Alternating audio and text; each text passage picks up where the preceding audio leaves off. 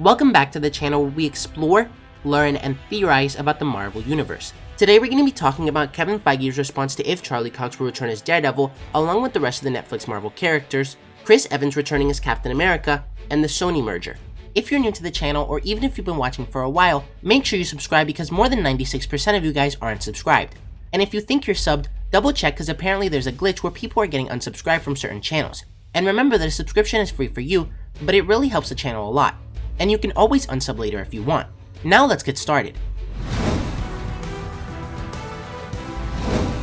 In an interview with Collider, Marvel Studios president Kevin Feige was asked about how the Netflix series could factor into the future of the Marvel Cinematic Universe. And he said, "I look at everything that's happened before, whether it's our movies, whether it's Marvel Entertainment TV series, obviously the comic books, video games, and cartoons. All of it is available as inspiration for the future of Marvel. That's the way the comics have worked for 80 years, so we'll see." However, when he was asked about whether fans could see Charlie Cox return as Matt Murdock, Feige just sat there in awkward silence without making eye contact. And in an interview with a Hollywood Reporter, he stated that while the focus has been to introduce new characters such as She-Hulk and Ms. Marvel, as well as to bring in MCU film actors, characters from the Netflix shows are still in play. With Feige saying everything is on the board. That's one of the fun things about the comics, is that characters would appear and disappear and come and go.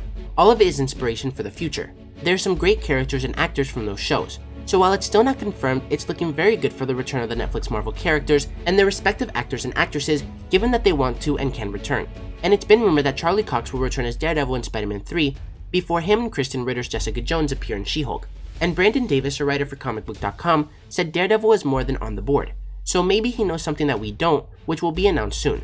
Moving on, sources tell Deadline that Chris Evans is cleaning the dust off his Captain America attire, as he's expected to reprise the role in the MCU in some form.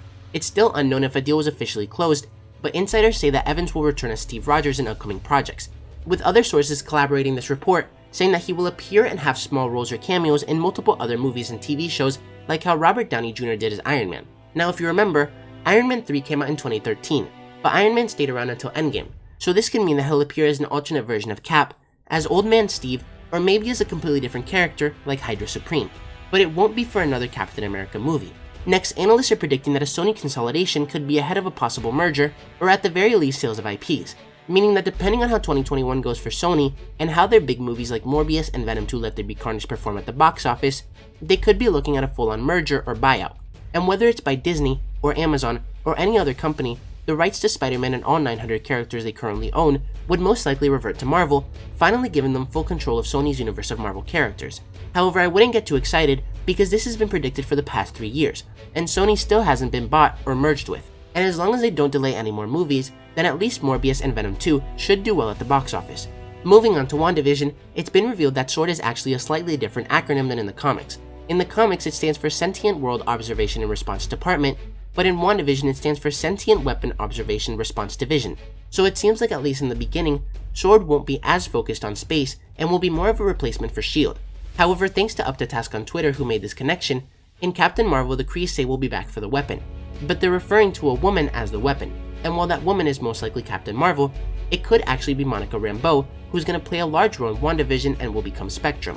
And the reason why she's working for SWORD could not only be so that she can learn how to use her powers while SWORD researches how she got them, how it connects to Captain Marvel and Scarlet Witch, if at all, but also protect her from the Kree simultaneously. And lastly, Kat Coiro posted this picture captioned reporting for duty, confirming that filming for She-Hulk will start this month, meaning that the latest issue of Production Weekly has been right so far. So all that's left is for Ant-Man and the Wasp: Quantumania to start filming as well. But what's interesting about this is that she's wearing a Kitty Pryde shirt, and while that could just be because she's a Marvel fan, it could also be a subtle hint at the character appearing in some way in the show, giving us one of the first X-Men in the MCU. But let me know what you guys think about all this. Which Netflix Marvel character would you like to see return the most?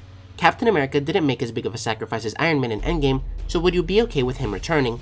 And do you really think Sony will be bought, finally reverting the rights to all the Spider-Man characters back to Marvel? If you enjoyed the video, don't forget to like, comment, subscribe, and turn on post notifications so you'll never miss another video. Thanks for watching, and remember to wash your hands and stay safe.